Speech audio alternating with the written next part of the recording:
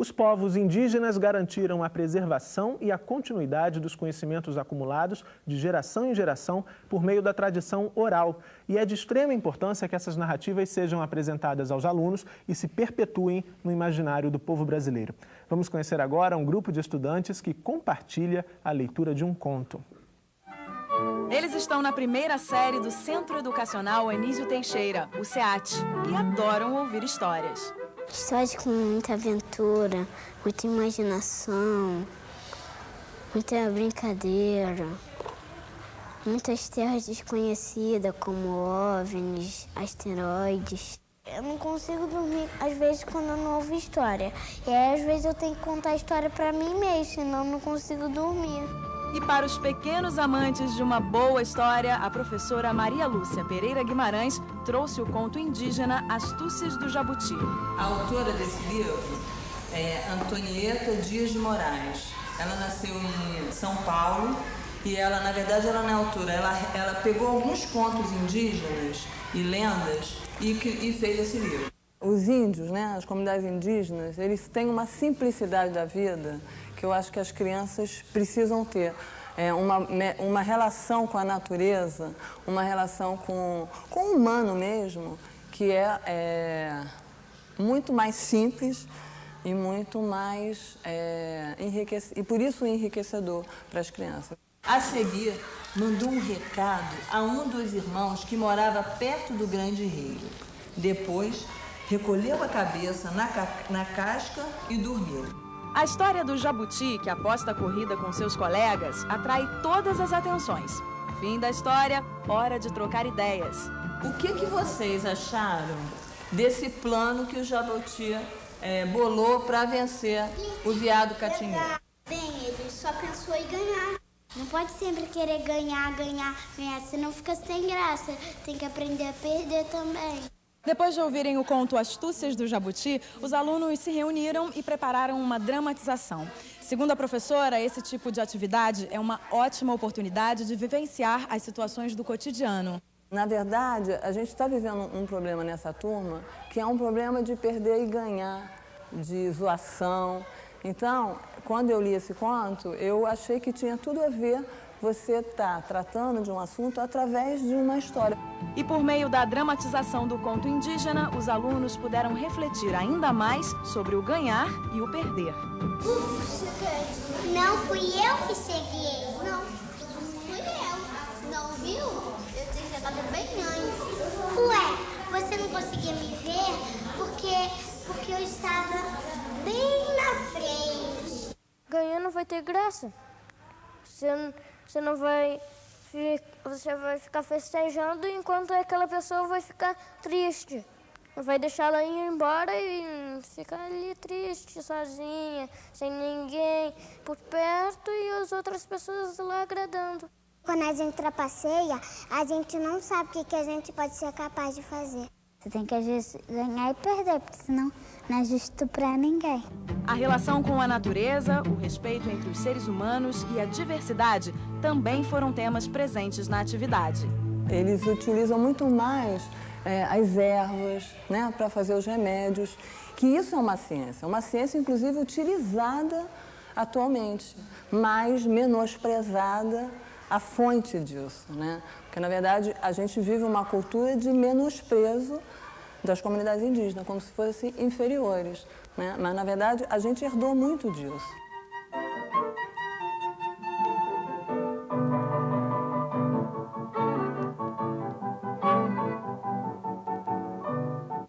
Bom, Algemiro, a gente viu aí na reportagem que a professora de uma escola não indígena desenvolveu um trabalho com seus alunos com uma narrativa indígena para solucionar uma questão que ela estava enfrentando ali prática no cotidiano com seus alunos. Os meninos não estavam sabendo perder, ganhar, aquela história toda. Eu fico imaginando que muitos professores em situação parecida, ou seja, professores de escolas não indígenas, podem ter uma certa dificuldade de trabalhar com essas narrativas por acharem que elas estão distantes, afastadas da realidade dos seus alunos. Queria que você desse dicas, então, para esse professor que tem vontade de desenvolver esse trabalho. Acho que esse trabalho seria fundamental porque Eu sei que tem um pouco de dificuldade, mesmo a escola indígena, os professores indígenas também têm dificuldade por ter levado essa história, contos dentro da sala de aula. Eu acho que seria importante que o professor não indígena também trabalhasse, porque a gente tem de certa forma, uma preocupação de perder esse valor cultural. Estou falando do Guarani, né? Valor cultural dentro das comunidades. Então, o professor tenta trabalhar com essa oralidade, que já falei, né? Tem que estar trazendo o contador dentro da sala de aula. Eu acho que o professor não indígena também deve trabalhar em cima dessa história, que tem muitas histórias indígenas que podem servir para a comunidade não indígena também. Eu acho que isso seria muito legal, né? E essas histórias aí, uma coisa importante é lembrar que tem tantos livros maravilhosos de literatura infantil e juvenil, com tantos pesquisadores que trouxeram esse universo para a literatura. Então, mesmo que eu acho que o professor se sinta distante de uma cultura, eu, por exemplo, nunca fui, adoraria ir a uma aldeia indígena, estou aceitando convites, mas até o momento nunca fui. Mas, assim, eu acho que quando eu conto uma história indígena, eu tento ler aquele entorno, tento descobrir um pouco mais e descobrir o que está contido ali, o que eles querem dizer com aquele conto. Então, acho que o livro, a literatura, está aí também para ajudar o professor nesse momento, fazer essa ponte. Certo. 0800 21 6689, você liga e faz a sua pergunta ao vivo aqui no Salto para o Futuro. E agora é a vez da Juraci, do Rio Grande do Norte. Tudo bom, Juraci? Tudo bom, Murilo. Boa noite aos convidados. Boa noite à equipe de produção do programa Salto para o Futuro, telespectadores e professores de todo o Brasil. Aqui é a professora Juraci Araújo, da Escola Estadual Coronel Silvino Bezerra, na Terra das Flores, que é Florêncio, no Rio Grande do Norte. E é muito interessante essa série trabalhando esse tema. E como trazer essa herança cultural trazida pelos índios para dentro da sala de aula. Boa noite, muito obrigada. Obrigado, Juraci, pela sua participação mais uma vez aqui no Salto para o Futuro. Então, Gilmar, como trabalhar essa herança cultural na sala de aula? Pois é, retomando o que estavam falando agora bem mesmo, dentro da linha a Benita e o Gemiro, porque também a gente às vezes pensa, bom, um conto indígena não tem muito a ver com a gente, mas uma fábula do La Fontaine tem. Bom, mas o La Fontaine é tão ancestral nosso quanto os índios, ou às vezes menos. Quer dizer, ele está lá num outro século, está lá numa sociedade europeia. Nós somos uma confluência de tradições europeias, africanas, indígenas, etc. Ou seja, todas elas estão nas nossas vertentes culturais e, como diz o texto que fizemos para o programa, ele, nas comunidades, na nossa vida aí por aí, Brasil afora, quantos de nós não ouviu de um avô a história da onça com o jabuti, da onça e o macaco, a aposta da onça com o tamanduá, etc. A gente ouviu em casa, a gente ouviu na nossa família, sem ser o meu avô índio, foi um avô não índio, né?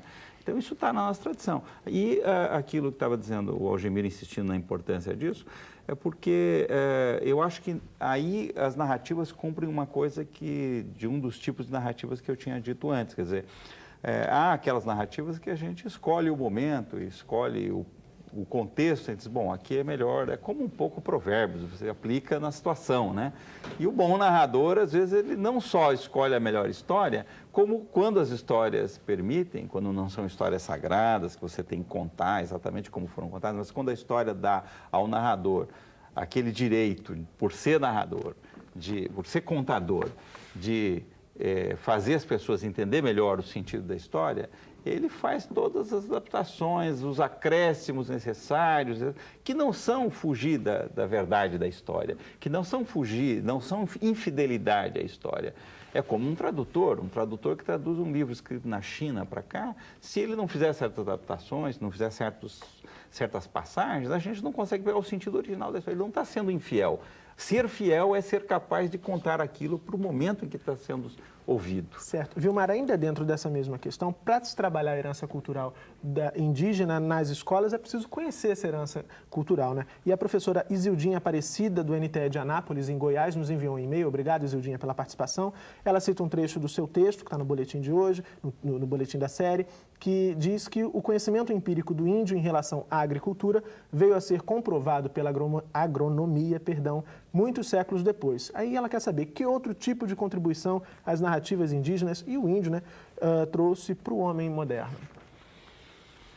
Bom, os índios são homens modernos e mulheres modernas também, né? Imagino das contribuições culturais também, e um pouco você fala na ciência, na questão da agricultura. Quais outras contribuições? Eu imagino que a dúvida da Isildinha seja como mostrar para os alunos assim, os índios contribuíram muito para que a gente possa ser o que nós somos hoje, né? Então, um problema é que uma parte da literatura que a gente costuma ter acesso é aquela que se reproduz mais, assim, e acaba aparecendo em muitas coletâneas que se repetem, e que às vezes são historinhas que nos parecem fabulosas, e a gente está longe daquele mundo cultural e a gente não sabe bem onde pegar para entender aquilo. Bom, a origem da noite, a origem das estrelas, a gente ouviu aí dos meninos, dos curumins que estão lá com seus olhinhos e tal no céu, né? E às vezes a gente fica com dificuldade de compreender isso. Mas há mais fontes, e hoje você encontra na internet, mas também não só, existem muitas publicações sobre questão indígena, muito voltadas hoje, a Semana do Índio, então você encontra muitas editoras, não posso citar nenhuma aqui, porque exatamente eu correria o risco de omitir outras, né? Mas você encontra facilmente hoje pela internet uma série de publicações especificamente voltadas que enquadram nos contextos culturais essas narrativas, né? Há muitas contribuições, sim, e não é só um conhecimento empírico. As comunidades indígenas não só descobriram assim tropeçando na natureza, elas fizeram experimentos, quer dizer, o desenvolvimento de plantas venenosas e plantas silvestres em plantas domésticas é um processo de conhecimento de uma certa construção científica de experimentação, de erro e acerto, exatamente, é um acúmulo que foi feito, e isso se refere, por exemplo, aos remédios. Por que vocês acham que tem tanto estrangeiro percorrendo a Amazônia? Por que tem empresa estrangeira sediada na Amazônia hoje coletando com os ribeirinhos, que são aqueles que, sendo não índios, têm todo o conhecimento que as comunidades indígenas legaram sobre o uso de plantas medicinais, por exemplo, né? Certo, aí a dica para Isildinha. Aldemiro, nós recebemos mais um e-mail, esse da Rosane Osana, do Teleposto Sesc Fortaleza, no Ceará. Obrigado, Rosana. Obrigado também à orientadora de aprendizagem, Tamara Bezerra, pelo e-mail, pela participação. E elas querem saber, Aldemiro, como um narrador de histórias é reconhecido numa comunidade indígena? Olha, é reconhecido pelas famílias, né? Em primeiro lugar, que esse narrador mora numa família, que geralmente parentesco escolhe e reconhece como narrador. Aí apresenta na comunidade. Então, tudo é reconhecido por todo mundo. Eu acho que cada família, cada seu grupinho de família parentesco tem seu narrador, outro que conta a história, outro conta contos, lendas, e eu acho que assim por diante vai rodando, né? Então a gente não tem também nome específico, mas tem dentro da comunidade que gosta de contar, gosta de fazer esse, por exemplo, contava muito pelas comunidades, para todo mundo entender, e de certa forma tem encontros para os meninos, tem encontros para meninas, tudo é separadinho, né? Mas essa pessoa que é um contador, ele tem, na comunidade, ele é reconhecido assim, no sentido de ele tem um respeito especial, uma importância? A importância, isso. Ele tem uma coisa assim? As pessoas falam, eu quero ouvir história com o seu fulano. Será que tem isso? Tem sim. Eu queria que você falasse também da importância dos mais velhos, dos índios mais velhos, para a manutenção dessas histórias, dessas narrativas, e para que os mais novos tomem conhecimento delas, né? Eu já falei um pouco porque os Guarani, em diversos indígenas, né, que é o mais velho, mais importante da comunidade, que é nele que tem a sabedoria, tem contos, lendas e tudo. Então a gente valoriza muito esses mais velhos dentro da comunidade. Por isso que já falei que a gente levamos na escola, na sala de aula, para eles contar assim, sem escrita, sem livro. Então as comunidades adoram. E os alunos, né? Principalmente os alunos. Então a gente respeita muito os mais velhos, né? Que geralmente vem a sabedoria, os contos, lendas, do mais velho, né? Uhum. E os professores aprendem com o mais velho. Benita, e para o contador de histórias, pensando aí no papel desse contador, desse narrador, o que exige o fato de trabalhar com narrativas que são muito fortes na cultura oral? O que exige desse narrador? O fato dele não ter aquele registro escrito dessas histórias, dessas narrativas? Eu acho que exige do narrador um sentido grande de investigação. Eu acho que, hoje em dia, nós que somos narradores urbanos, voltando a frisar isso, que fomos pessoas que fomos à escola, fomos à universidade, e a grande maioria dos narradores que a gente tem nos centros, nos grandes centros, nas grandes cidades, tem esse perfil, a gente vai aprender muito com esse contador popular e esse contador, não só o contador popular, o contador de causa, mas também o contador indígena, buscando essa parceria que ele tem com a sua comunidade. Essa parceria que o Algemir acabou de falar, ou seja, buscando ser reconhecido dentro dessa nossa comunidade tão louca, dentro dessa cidade, das cidades grandes que a gente vive, essa possibilidade de expressar o nosso sentimento através daquela história que a gente elege para contar. E essa história pode ser uma história que vem de por familiaridade, ou seja, porque eu ouvi do meu pai, porque eu ouvi do meu avô, como pode ser também uma história que foi aprendida em algum livro ou uma história que eu ouvi de algum contador. Tem uma coisa muito importante no ato de contar, seja que tipo de comunidade que a gente esteja pensando nesse momento.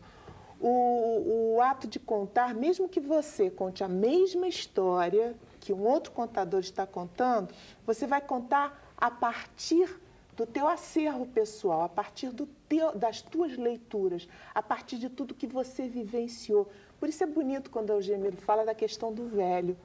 O velho detém esse poder dentro de uma comunidade indígena porque o velho viveu mais. E se viveu mais, então ele tem um acervo maior para poder dividir com os outros.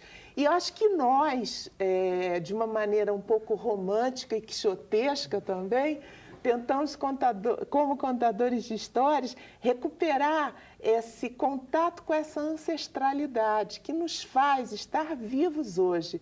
E todo esse saber e esse conhecimento que a gente tem hoje em dia, a gente deve a todas essas etnias, a todos esses grupos que nos formaram. Certo. Vamos fazer uma pausa para o intervalo. Salto para o Futuro, volta já.